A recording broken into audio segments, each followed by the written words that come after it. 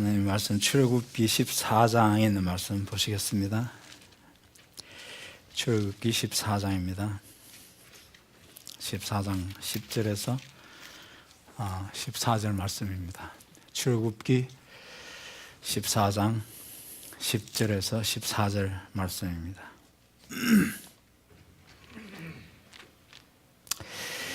바로가 가까워 올 때 이스라엘 자손이 눈을 들어 본즉 애굽 사람들이 자기 뒤에 미친지라. 이스라엘 자손이 심히 두려워하여 여호와께 부르짖고 그들이 또 모세에게 이르되 애굽에 매장지가 없으므로 당신이 우리를 이끌어내어 이 광야에서 죽게 하느뇨. 어찌하여 당신이 우리를 애굽에서 이끌어내어 이같이 우리에게 하느뇨. 우리가 애굽에서 당신에게 고한 말이 이것이 아니뇨. 이르기를 우리를 버려두라.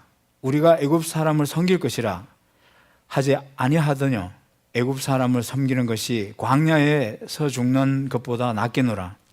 모세가 백성에게 이르되 너희는 두려워 말고 가만히 서서 여호와께서 오늘날 너희를 위하여 행하시는 구원을 보라. 내가 오늘 본 애굽 사람을 또 다시는 영원히 보지 못하리라. 여호와께서 너희를 위하여 싸우시리니 너희는 가만히 있을지니라. 아멘. 계속해서 하나님이 우리를 구원하시고 구속하시는 그 하나님의 놀라우신 계획과 그 섭리에 대한 말씀을 우리가 나누고 있습니다. 지난주에는 아브라함의 예를 들어서 하나님 이제 나중에 오실 예수님이 우리를 어떻게 구원하시고 구속하시는가를 우리가 보여주는 것을 우리가 보았습니다. 그래서 특별히 로마서 5장에서는 14절에서 아담이 장차 오실 그리스도의 표상이라, 하나의 패턴이라, 하나의 타입이다, 아르케타입이다 이렇게 말하고 있는 것처럼 그 아담이 장차 올 메시아와 그 구속의 사역을 우리에게 보여주는 하나의 예가 된다고 그랬어요. 하나의 예표, 표상이 된다고 그랬습니다. 그래서 아담을 보면 예수님의 구속을 이해할 수 있게 된다 그랬습니다. 요한복음에서는 5장에서 예수님이 이런 말씀을 하셨습니다. 너희가 성경에서 영생을 얻는 줄 생각하고 성경을 상고하거니와 이 성경은 곧 나에 대하여 증거하는 것이라고 그랬습니다. 그 성경은 구약 성경을 두고 얘기하는 겁니다. 그래서 구약 성경에 나오는 모든 사건과 모든 인물들은 앞으로 장차 오실 그 예수 그리스도, 그 메시아가 하실 그 구속 사역을 그렇게 미리 보여주는 하나의 예표가 된다는 겁니다. 그런 의미에서 아담도 역시 장차 올 예수님의 그 구속의 사역을 미리 보여주고 있는 하나의 패턴이나 타입이 되는 거고, 또 지난주에 본 것처럼 아브라함도 역시 또 하나의 예수님이 오셔서 우리를 구속하시는 그 구속 사역을 이루고 나면 우리가 어떻게 구원을 받게 되고 하나님의 자녀가 되는가 하는 것을 보여주는 것이 된다고 지난주에 아브라함을 통해서 우리가 보았습니다. 특별히 여러분들 기억하실지 모르겠습니다만 하나님이 아브라함에게 나타나셔서 두 가지 약속을 하시면서 언약을 해주셨습니다. 첫 번째는 자손을 주겠다. 너를 통해서 너에게 자손을 주고 그것도 자손을 통해서 큰 민족을 이루어서 한 민족이 생겨나게 하겠다. 이렇게 자손에 대한 약속을 해주시고 가나안 땅을 또 기업으로 주시겠다는 약속을 해주셨습니다. 그래서 그걸 아브라함이 창세기 15장에 보면 믿었다고 그랬습니다.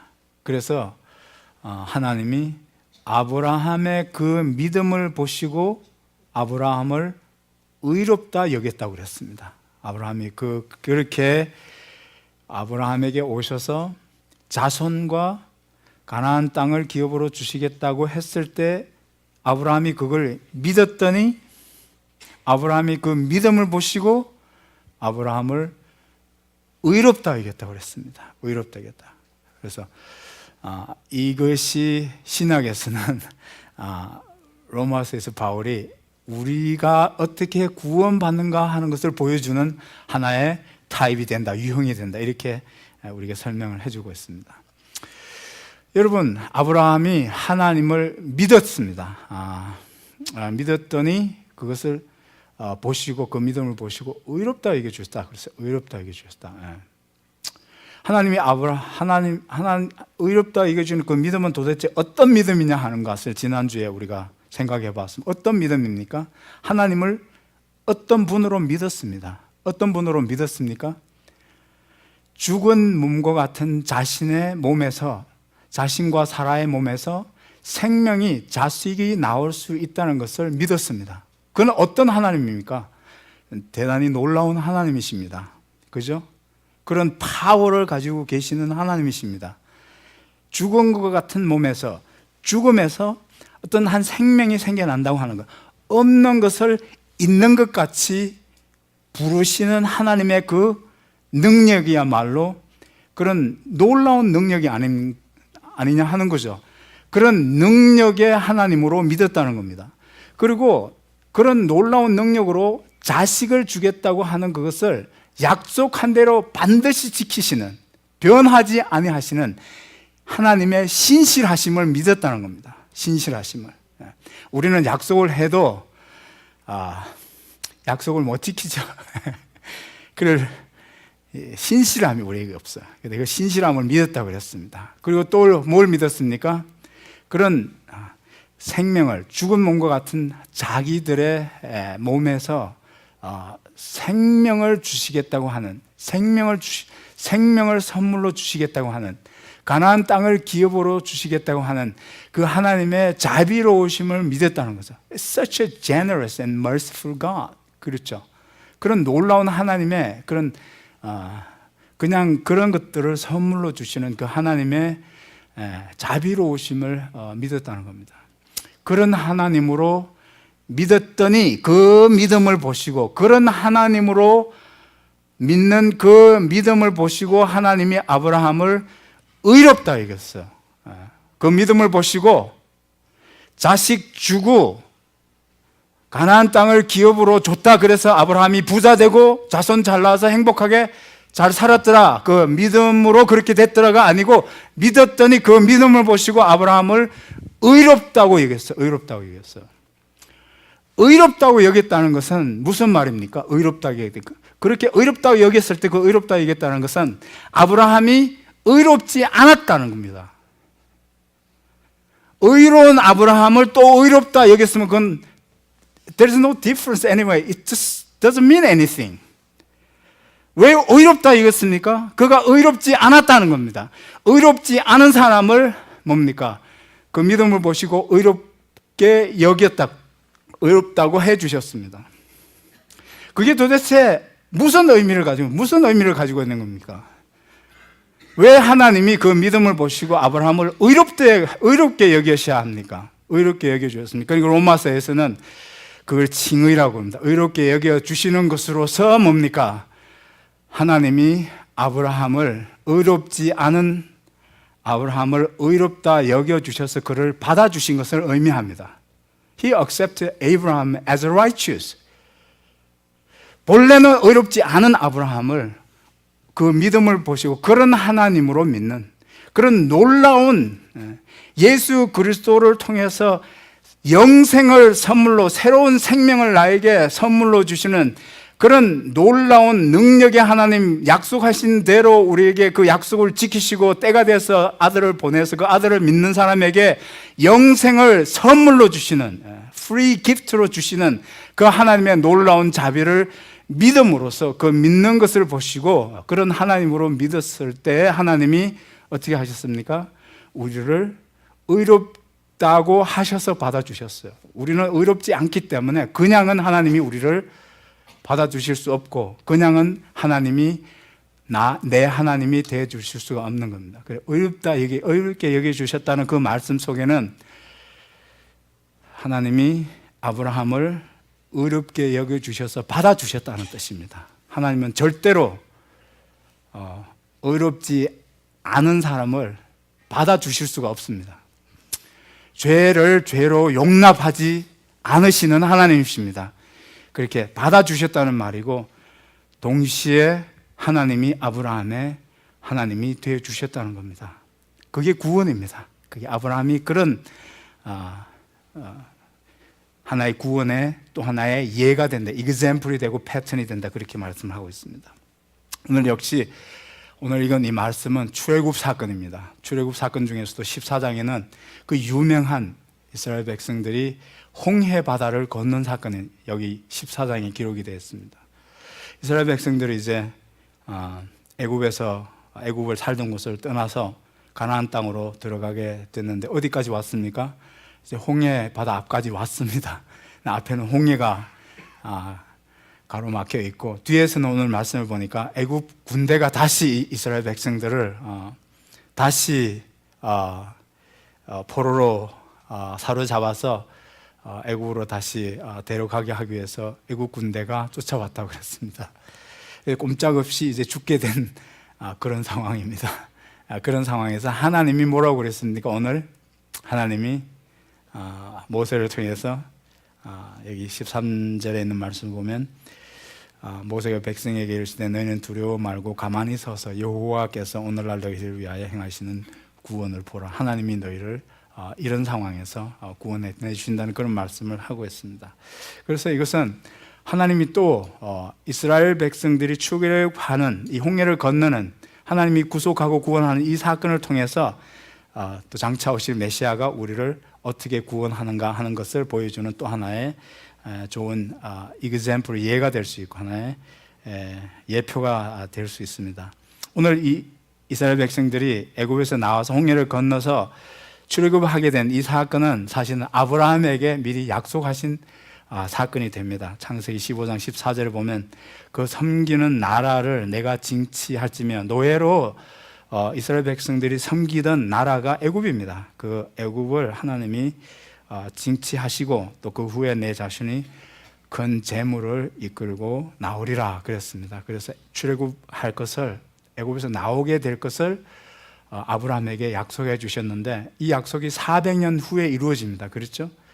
그 약속이 그 아들 이삭에게 이어지고 또 그 아들의 아들 야곱에게 이어지고, 야곱 때 야곱이 12아들이 있었는데 그 중에 요셉이라는 아들이 애굽의 종으로 팔려가서 거기서 애굽의 총리가 되고, 그때 야곱의 모든 가족이 애굽으로 이사가게 되고, 그때 이사간 사람들이 70명이라고 그랬고, 거기 400년 후에 하나님이 말씀하신 대로 한 민족이, 큰 민족이 된 거예요. 그래서 한 민족이 됐는데 그때 이스라엘 그 사람들의 인구가 한 성경학자들의 말에 의하면 한 150만 정도 됐다고 합니다. 많게는 한 200만 정도까지 이렇게 인구가 늘어났다는 겁니다. 그렇게 해서 이제 애굽에 살던 그 이스라엘 백성들을 하나님이 아브라함에게 약속하신 대로 이제 400년 후에 그 애굽에서 다시 하나님이 구속하시고 구원하셔서 나오게 하신다 하는 것으로 약속을 해주신 것이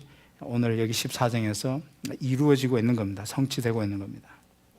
고린도전서 10장 11절 말씀을 보면 이것이 오늘을 사는 그리스도인들에게 이게 적용이 된다고 그랬습니다. 이 사건이. 그래서 출애굽하는 이 사건을 두고 고린도전서 10장 11절에서는 저희에게 당한 이런 일이, 저기가 누굽니까?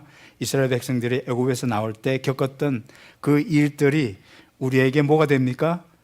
거울이 된다고 그랬어요. 거울이 되고 또한 말세를 만난 우리 성도들에게 경계 혹은 교훈으로 그것이 기록되어 있다고 그랬습니다. 그래서 이것이 오늘 우리에게도 해당되는 말씀이다 그랬습니다. 로마서 3장 19절에 있는 말씀을 보면 우리가 알거니와 무릇 율법이 말하는 바는 율법 아래에 있는 자들에게 말하는 것이니 그랬습니다. 이 율법은 구약 성경을 얘기합니다. 구약 성경의 그 모든 하나님의 말씀은 그때 그 하나님의 말씀을 받은 유대인들에게 해당되는 것이라고 그랬습니다. 율법이 말하는 것은, 구약에서 말하는 그 하나님의 모든 말씀은 그 율법 아래, 구약 성경, 구약에 있는 말씀 아래에 있는 그 사람들이 누굽니까? 그 말씀을 받아서 그 말씀 아래에 있는 사람들은 유대인들입니다. 구약 성경에. 그 사람들에게 해당되는 것인데 그것으로 끝나는 게 아니고, 그렇게 끝났는데 말하는 것인데 이는 그랬어요. 그 구약에 있는 하나님의 모든 말씀이 그 하나님의 말씀을 받은 그 말씀 아래에 있는 유대인들에게 말하는 것이지만 이것은 모든 입을 막고 온 세상으로 하나님의 심판 아래 있게 하려 함이니라 이렇게 되어 있습니다. 이렇게 한 것은 그렇습니다. 이렇게 한 것은 so that 그래서 어떻게 합니까? 모든 입을 막고 그랬습니까? 모든 입이라고 그러는데 누구의 입을 두고 얘기하는 겁니까? 모든 입을 막는다는 말은 핑계를 할 수 없게 이런 뜻입니다. 핑계를 할 수 없게. 그 모든 입은 누구의 입입니까? 그 다음에 나오는 말이 그 설명을 하고 있습니다. 모든 입이라고 하는 것은 온 세상을 말합니다. 온 세상은 온 세상 나머지 유대인들이 아닌 사람들에게 뭡니까? 유대인들이 아는 모든 사람들로 하여금 뭡니까? 입을 막고 핑계가 있을 수 없게 하고 하나님의 심판 아래 있게 하려 함이니라 그랬습니다. 그게 무슨 뜻입니까? 영어 성경에 보면 the whole world held accountable 그랬어요. 그러니까 이게 무슨 뜻이냐 하면 이스라엘 백성들에게 주어진 그 말씀과 또 구약 성경에 있는 그런 모든 사건들은 누구를 보라고요?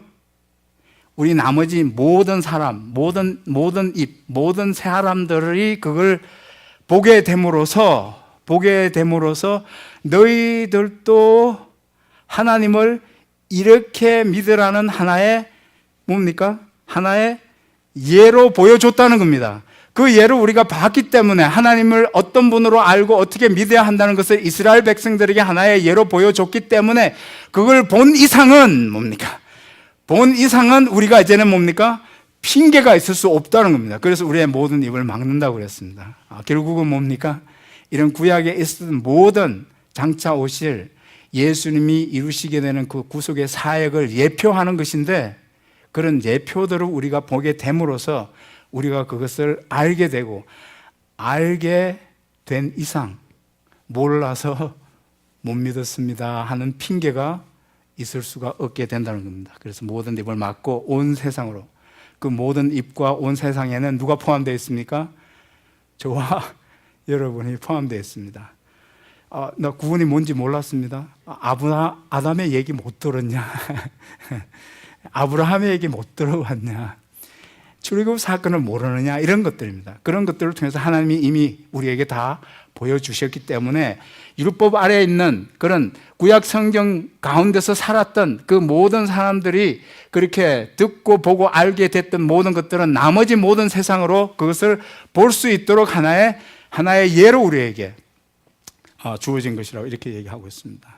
그래서 오늘 출애굽 사건도 역시 마찬가지로 오늘 하나님의 그 구속하시는 그런 계획과 섭리의 역사적인 사건 중에 이제 하나로 우리가 봅니다. 오늘은 특별히 아담을 통해서 또 아브라함을 통해서 그 구속의 의미와 어떻게 구속하시는가 하는 그런 부분들을 우리가 얘기했는데 오늘은 특별히 왜 구속하셨냐는 거죠. 구속의 목적이 뭐냐는 거죠.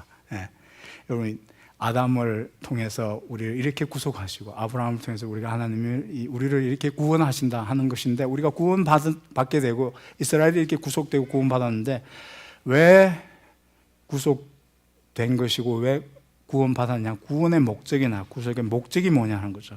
그래서 우선은 첫 번째 출애굽 사건의 그 구속의 목적을 우리가 본다면 13절에 있는 말씀을 우리가 통해서 간접적으로 이미 하나님이 우리에게 그 구속의 목적이 뭔지를 보여주는 말씀이 나와 있습니다. 모세가 백성에게 이르되 너희는 두려워 말고 가만히 서서 여호와께서 오늘날 너희를 위하여 행하시는 구원을 보라 그랬습니다.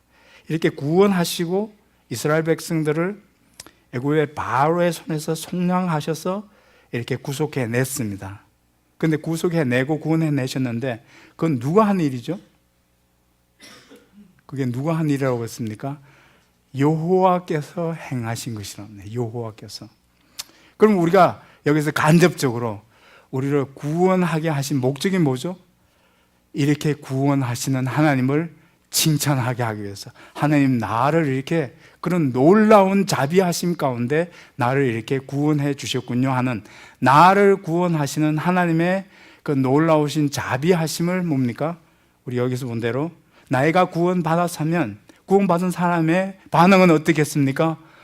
나를 이렇게 구속해 주시고 구원해 주신 그분이 참 놀라운 분이다라고 하는 것을 우리가 칭송하게 되고 우리가 칭찬할 수 있게 된다고 그랬습니다. 그래서 그게 목적입니다. 그게 목적입니다. 신명기 7장에 가보면 6절 8절에서 이런 말씀이 나와 있습니다. 출애굽 사건을 놓고 이제 한 민족이 되어서 애굽에서 나온 사실을 두고 모세가 이렇게 말하고 있습니다. 너는 여호와 내 하나님의 성민이라. 내 하나님 여호와께서 지상 만민 중에서 너를 자기 기업의 백성으로 택하셨나니 그랬습니다. 이제 자기의 백성이 되게 하셨습니다. 한 민족을 이루게 하셔서 자기 백성이 되게 하셨습니다. 그렇게 하게 하신 이유는 여호와께서 너희를 기뻐하시고 너희를 택하심은 너희가 다른 민족보다 수효가 많은 연고가 아니라 너희는 모든 민족 중에 가장 적으니라. 여호와께서 다만 너희를 사랑하심을 인하여 또는 너희 열조에게 하신 맹세를 지키려 하심을 인하여 자기의 권능의 손으로 너희를 인도하여 내되 너희를 그 종되었던 집에서 애굽 왕 바로의 손에서 속량하셨으니 그랬습니다. 속량하시고 구속하시고 구원하신 그 목적이나 이유가 뭐라고 그랬습니까? 너를 하나님이 기뻐하셔서 어떤 선한 일을 많이 해서 하나님이 그걸로 기뻐하신 겁니까? 그런 게 없습니다. 그런 게 없이 하나님이 그냥 기뻐하셨어요. 하나님이 그렇게 기뻐하셨어요. 기뻐하시고 또 다른 이유로 계속 보면 여호와께서 다만 너희를 사랑하셨기 때문에 그렇게 너희를 애굽에서 구원내시고 구속해내셨다고 그렇게 말씀하고 있습니다. 사랑하신 것 때문에 너희를 그렇게 구속해내셨다고 그렇게 말하고 있습니다. 거기 보면 또 한 가지 이유로 볼 수 있는 것 중에 하나가 또는 그랬습니다. 너희 열조에게 하신, 열조가 누굽니까? 아브라함에게 하신 그 약속, 그 언약을 지키려 하심을 인하여, 사랑을 인하여, 그 약속을 지키려 하심을 인하여 너희를 그렇게 구속하셨다 그렇게 말하고 있습니다. 여러분, 약속을 지켜야 되기 때문에 어쩔 수 없어서 그들을 구속해냈다가 아니고 그 약속마저도 애굽에서 나오게 하시고 한 민족을 이루게 하겠다고 하는 약속마저도 하나님의 자비하심으로 그렇게 그냥 주신 거라는 겁니다. 그렇게 그렇죠. 어떤 아브라함이나 이스라엘 백성들이 정말 하나님 앞에서 한 민족을 이룰 만한 어떤 많은 선이나 공을 쌓아서 그 공을 보시고 하나님이 그들의 한 민족을 이루게 하신 게 아니었다는 것을 우리는 거기서 또 다시 우리가 이해를 할 수 있어야 됩니다. 그래서 그렇게 해서 하나님이 내가 숫자가 많아서 애굽에서 너희를 나오게 하시고 한 민족을 이룬 게 한 게 아니라 구속한 게 아니라고 그랬습니다. 숫자가 많아서. 우리는 다 뭘로 따지죠? 숫자로 따지잖아요. 그렇죠? 우리는 모든 가치를 다 숫자로 따지려고 그러죠. 그런데 그런 너희들의 노력과 그 너희들의 어떤 그런 수고에 근거해서 그런 숫자에 근거해서 그걸 보고 하나님이 이스라엘 백성들을 애굽에서 구원내신 게 아니고 내가 너희들을 그냥 사랑하기 때문이야. 사랑하기 때문이야. 내가 너희들을 그냥 기뻐해서 그렇게 너희들을 구속하시고 그렇게 우리를 구원해 주셨다는 겁니다. 그게 우리가 누리는, 우리가 받은 구원 아닙니까? 하나님이 그렇게 우리를 그렇게 일방적으로 사랑해 주신 것 때문에 우리를 그렇게 구원해 주신 게 아니냐는 거죠. 그런데 목적에 있어서 더 근본적인 이유가 있습니다. 이것은 우리가 표면적인 이유라고 우리가 볼 수 있고 더 근본적인 이유는 그런 하나님, 그렇게 일방적으로 우리를 그냥 기뻐해 주시고 여러분 그냥 이유 없이 나를 좋아해 주셔. 기분 좋습니까? 안 좋습니까? 그냥 이유 없이 조건 없이 나를 좋아하고 나를 사랑해 주셔. 여러분, 그런 사랑은 특별한 사랑 아닙니까? 내가 이쁠 때만 나를 이뻐해 줘. 그러면 뭡니까? 사랑받기는 영? 그렇죠. 그렇죠. 그렇죠. 그런 특별한 사랑 아니죠. 내가 이쁘니까 이뻐해 주는 거는 당연한 거죠. I take credit, right? You love me because I'm lovable. What's the big deal? 스페셜한 사랑이라는 것은 하나님이 그렇게 사랑해 주신 그 사랑을 두고 하나님을 바라봤을 때 그런 하나님은 대단한 하나님이고 놀라운 하나님이라는 겁니다. 죽은 몸과 같은 내 몸에서 생명이 생겨나게 하시고 그 생명을 그냥 주신다는 겁니다. 선물로 주셨다는 겁니다. 아브라함에게. 죽은 목숨과 똑같은 이스라엘 백성들이 앞에는 홍해가 있고 뒤에는 애국 군대가 이제 바짝 쫓아왔어. 이제는 그 두 사이에서 꼼짝없이 확실한 죽음을 죽었어야 되는 그런 상황에서 뭐라고 그랬어요? 하나님이 오늘날 여호와께서 행하시는 구원을 보라. 여호와께서 내가 행하는 구원을, 내가 이 상황에서 너를 구원, 확실한 죽음 가운데서 하나님 뭐라고 그랬어요? 내가 너를 구원해 내신다는 거죠. 살게 하신다는 거죠. 그렇죠. 그게 구원입니다. 그렇죠. 예. 그런 하나님을 봤더니 하나님이 뭡니까? 놀라운 하나님이라는 겁니다. 그래서 그 하나님을 어떻게 하기 위해서요? 그 하나님을 우리가 칭찬하고 그 하나님을 뭡니까? 놀라워하면서 하나님을 찬양하고 노래하는 하나님의 영광을 위해서 우리를 구원하신 거라는 겁니다. 그러니까 구원의 목적은 뭡니까? 이스라엘 백성의 구원의 목적은 하나님의 영광을 보게 하고 하나님의 그 선하심을 구약 성경에 있는 것처럼 그 선하심을 맛보게 하고, 그렇죠. 하나님의 선하심을 맛보아 알지어다 그랬어요. 맛보아. See and taste how good God is. taste 그랬습니다. 그래서 그런 놀라운 하나님, 그 하나님의 영광을 위해서 우리를 구속하셨다고 하는 겁니다. 이스라엘 백성들을. 이사야에서 보면 43장 7절에서 무릇 내 이름으로 일컫는 자, 이 이스라엘 백성을 두고 얘기합니다. 이스라엘 민족을 두고 내 이름으로 일컫는 자라고 그랬습니다. 곧 내가 내 영광을 위하여 창조한 자를 오게 하라.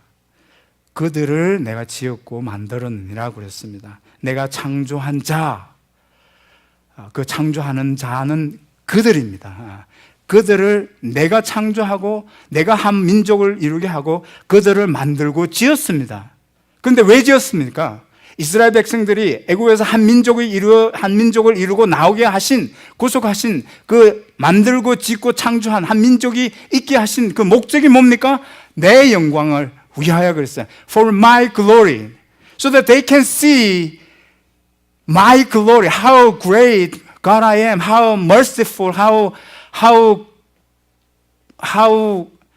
great God of grace. 이런 하나님의 그런 놀라운 사랑을 이렇게 보게 하고 그걸 노래하고 하나님을 높이기 위해서 그렇게 하셨다는 겁니다. 이사야서 46장 13절에 있는 말씀을 보면 내가 나의 의를 가깝게 할 것인즉 상그가 멀지 아니하니 나의 구원이 지체치 아니할 것이라. 내가 나의 영광인 이스라엘을 위하여 구원을 시온에 베풀리라고 그랬습니다. 거기 영광이라는 말이 또 나오고 구원이라는 말이 또 나옵니다. 여러분, 이스라엘 백성들을 구원해서 시온에 두신 목적이 뭡니까? 나의 영광을 위했습니다. 이스라엘이 나의 영광이 된다는 겁니다.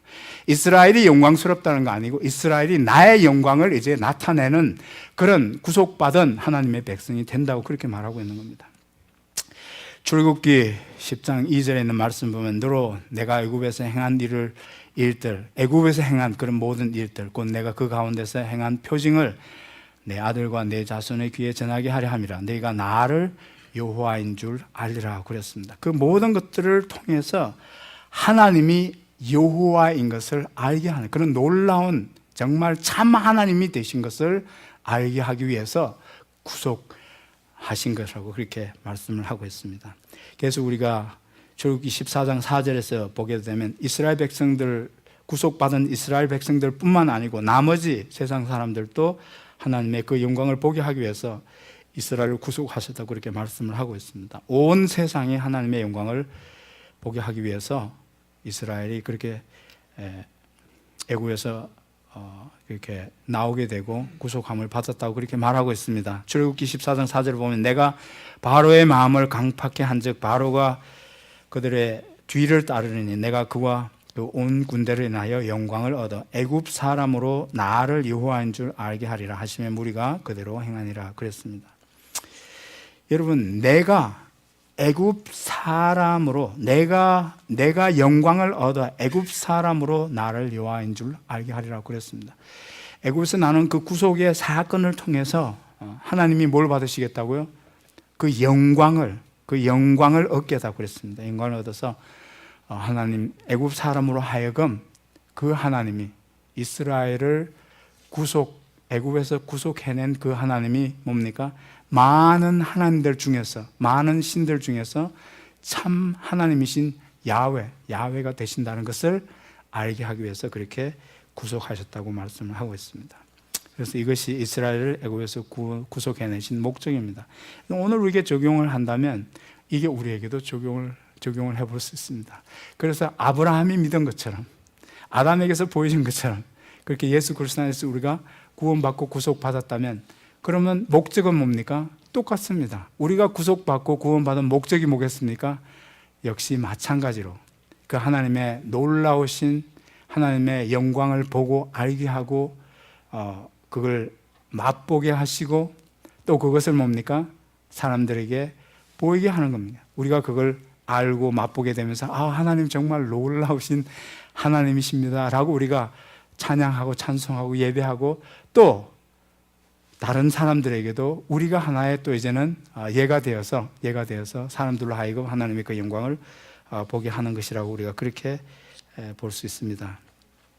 여러분, 로마서 8장을 가보면 28절에서 29절에 이런 말씀이 나와 있습니다. 우리가 알거니와 하나님을 사랑하는 자 곧 그 뜻대로 부르심을 입은 자들에게는 모든 것이 합력하여 선을 이루느니라. 하나님이 미리 아신 자들로 또한 그 아들의 형상을 본받게 하기 위하여 미리 정하셨으니 이는 그로 많은 형제 중에 맏아들이 되게 하여 하심이니라 그랬습니다. 우리 좋아하는 말씀입니다. 28절의 말씀은 우리가 알거니와 하나님을 사랑하는 자 곧 그 뜻대로 부르심을 입은 자들에게는 모든 것이 합력하여 선을 이룬다고 그랬습니다. 여러분, 그래서 믿는 사람은 어쨌든 뭡니까? 모든 결과가 다 유익하고 선한 결과가 될 것이라고 그렇게 하시는 말씀입니다. 우리에겐 정말 위로가 되는 말씀입니다. 근데 여기서 우리가 물론 그 선이 뭔가 그러면 그 선하다고 하는 그것이 선이 모든 것이 합력하여 선을 이룬다고 했을 때 그 선이라는 게 도대체 뭐냐? 잘 사는 거냐? 잘 되는 거냐? 뭐 이런 것이냐? 그렇게 우리가 묻는다면 그 선이 뭔가를 다른 것으로 의미할 수 있지만 모든 것이 합력하여 선을 이루게 하겠다고 하는 그 선이 그 다음에 나오는 29절에 나와 있습니다. 사실은 29절에 for 그랬어요. 그 선이라는 것은 뭐냐 하면 이라는 것을 이게 두 구절이 연결되어 있는 말씀이에요. for이라는 그런 단어를 for 그랬어요. 그 이유는 그렇게 선하게 선을 이루게 하시는 그 이유는 목적은 for 그랬어요. 그게 연결되어 있는 단어입니다. 그렇게 해서 어떻게 하겠다는 겁니까? 예수 그리스도의 형상을 닮아가게 하기 위해서 그렇습니다. 그게 이렇게 가든 저렇게 가든 하나님이 우리를 그냥 버려두지 않고 계속해서 우리의 믿음에 하나님의 자녀로서의 인격을 예수 그리스도를 닮아 있는 하나님의 예수의 형상으로 그 이미지로 닮아가게 하신다는 그런 말씀입니다. 그게 선이에요. 결과적으로 궁극적인 선은 그겁니다. 그렇게 해서 뭡니까? 내가 예수 그리스도의 이미지를 닮아갈수록 내 삶 속에서 뭐가 드러나는 겁니까? 예수의 이미지가 나타나는 겁니다. 우리가 창조됐을 때 그 본래의 창조의 목적대로 우리가 하나님의 형상을 가진 존재로 하나님의 형상을 가진 사람으로 사람을 만들었었습니다. 그래서 그렇게 하나님의 형상을 가진 존재로 우리가 형상을 가졌기 때문에 우리가 예수 그리스도를 닮고 하나님의 형상을 가진 자로서 하나님을 닮은 사람으로 살아갈수록 우리 안에서 뭐가 나타나는 겁니까? 하나님의 이미지가 드러나게 되는 거죠. 우리의 인격 속에서 보여진다는 거죠. 그래서 그런 의미로다가 우리가 이제 구원받은 하나님의 자녀로서 그렇게 구원받게 된 목적을 본다면 하나님의 그런 형상, 하나님의 그 영광을 우리가 보게 하고 누리게 하고 또 그것을 말하자면 사람들에게 나타내 보여주는 그런 삶으로 살아가게 하기 위해서 우리를 구원하시고 구속해 주셨다고 그랬습니다. 얼른 우리가 에베소서 1장 5절에서 6절까지 말씀을 우리가 보시겠습니다.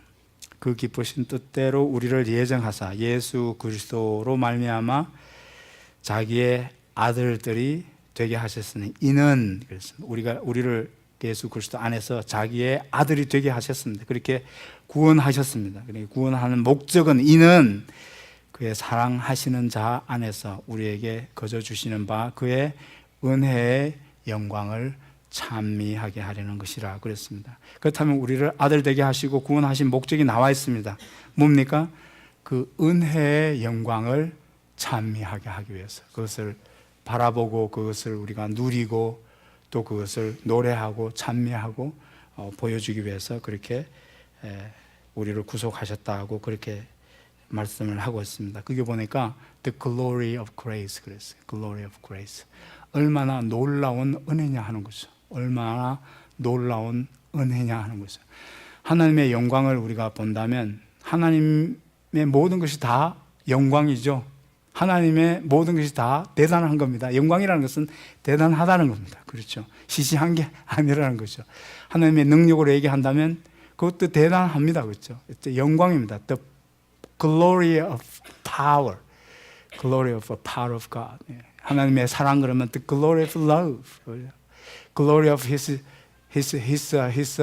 holiness. 그런 여러 가지 영광으로 우리가 생각해 볼 수 있는데 여기서는 특별히 뭐라고 그랬습니까?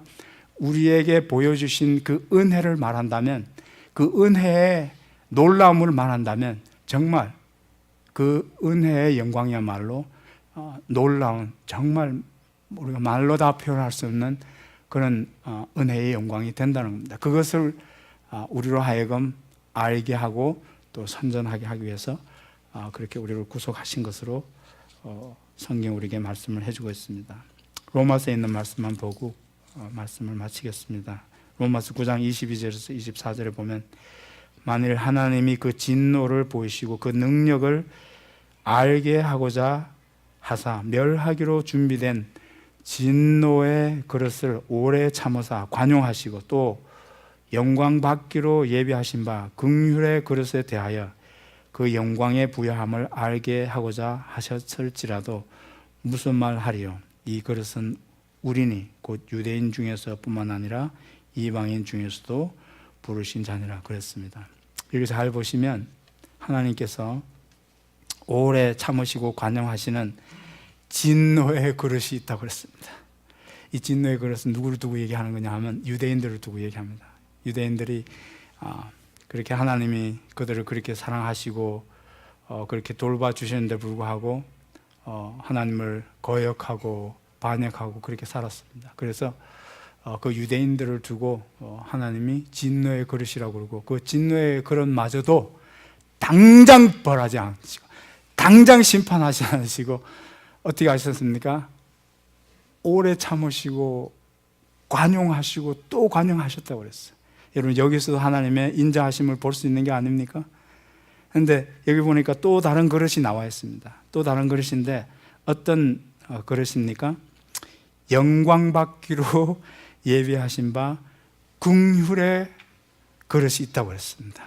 이 긍휼의 그릇으로 하나님이 영광 받으시겠다는 겁니다. 그 긍휼의 그릇은 누구라 그랬습니까? 이 그릇은 우리니 그랬어요. 이방인들을 두고 얘기하는 겁니다. 이 긍휼의 그릇이 우리가 된 겁니다. 여러분들.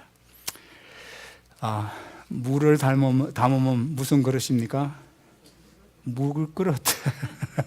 국을 담으면 무슨 그릇입니까? 국그릇. 밥을 담으면 무슨 그릇입니까? 밥그릇. 우리는 뭘 담고 있습니까?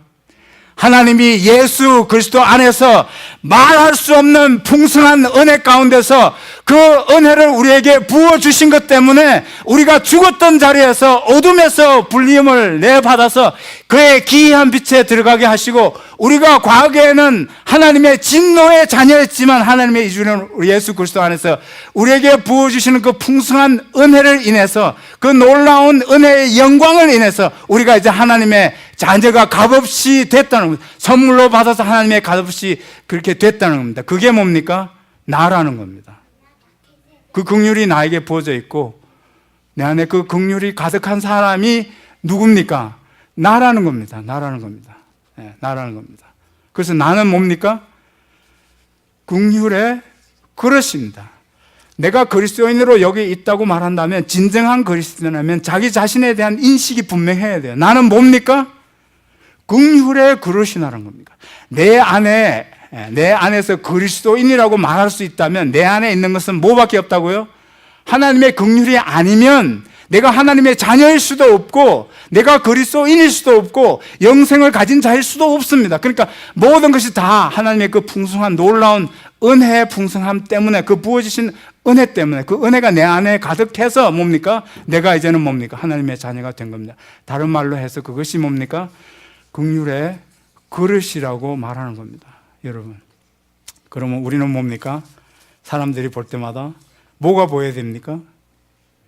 안에 담겨 있는 게 긍휼밖에 없는데 그것이 뭐가 보여야 됩니까? 사실은 하나님이 우리를 그렇게 사랑해 주시고 부어주신 그 긍휼로 되는 긍휼이 내 안에서 보여져야 됩니다. 하나님은 참 대단히 놀라우신 분이다 하는 것이 보여져야 되는 겁니다. 그래서 하나님의 그 긍휼을 알게 하시고, 그 놀라운 긍휼을 찬양하고 예배하게 하시고, 그리고 내 안에 있는 긍휼을 사람들이 볼 수 있게 하기 위해서 나를 그렇게 구속해 주셨다는 겁니다. 그것이 구속의 목적입니다. 기도하시겠습니다.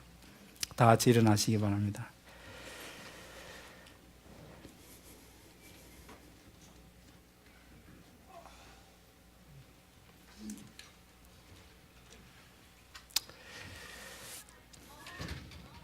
아브라함이 죽은 몸과 같은 자신과 사라의 몸에서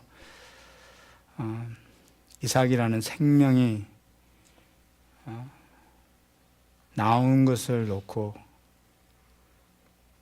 정말 우리는 아브라함이 놀라워했을 거라고 우리는 믿을 수 있습니다. 상상해 볼 수 있습니다. 예수 그리스도 안에서 하나님께서 우리에게 부어주시는 그런 풍성한 긍휼을 인해서 우리가 이제 진노의 자녀였던 우리가 하나님의 자녀가 되었습니다. 그 놀라운 그 은혜의 영광을 우리가 누리고, 또 그 긍휼의 그 그릇으로서 그 은혜의 영광을 우리를 보는 사람들에게 보여줄 수 있게 하기 위해서 하나님이 우리를 그렇게 구속하셨습니다. 그것이 구원과 구속의 목적입니다. 우리의 인생은 과연 그리스도인들에서 그렇게 사라지고 있습니까? 우리 자신에게 물어야 할 필요가 있습니다. 나는 나를 긍휼의 그릇으로 그렇게 인식하고 있습니까? 중요한 질문입니다. 우리가 그리스도인으로서 그렇게 사라져서 나를 보는 사람들이 하나님의 그 긍휼하심을 알게 되고, 그 하나님의 은혜의 영광을 보게 되고 우리와 같이 그것을 누리게 될 수 있는 삶으로 살게 하기 위해서 하나님이 이렇게 부르셨습니다. 그런 인생으로 살아가는 저희가 되게 주님 하나님께서 저희들을 축복하시고 저희들을 인도하여 주시옵소서. 예수님의 이름으로 기도하옵나이다. 아멘.